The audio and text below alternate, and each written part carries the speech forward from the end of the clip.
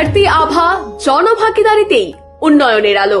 সিপাহীজলা জেলার মোহনভোগ আরডি ব্লকের 4টে ADC ভিলেজে 15 June থেকে 30 জুন পর্যন্ত অনুষ্ঠিত হলো ধরতি আভা জনভাগিদারি অভিযান শিবির। এই বিশেষ উদ্যোগের মূল লক্ষ্য ছিল জনজাতি সম্প্রদায়ের ক্ষমতায়ন, সরকারি পরিষেবার সহজ প্রাপ্যতা এবং সামগ্রিক গ্রামোন্নয়ন। শিবিরের মাধ্যমে মোহনভোগ ব্লকের 4টে এডিসি ভিলেজের অসংখ্য মানুষ সরাসরি উপকৃত হন।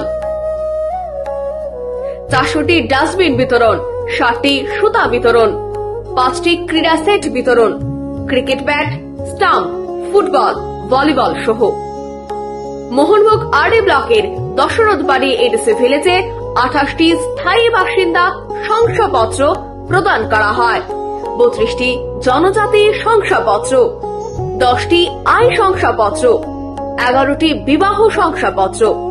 এই সমস্ত পরিষেবা সরাসরি তাদের হাতে পৌঁছে দেওয়ার মাধ্যমে এক নতুন ভরসা তৈরি হয়েছে।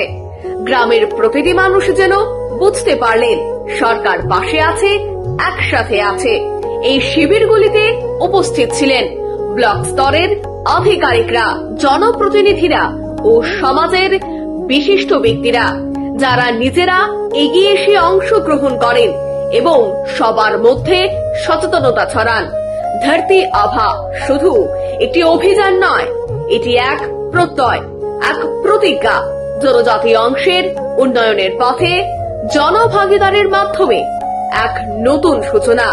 সরকার ও জনগণ মিলে গড়ে তুলেছেন এক নতুন আগামী ত্রিপুরা।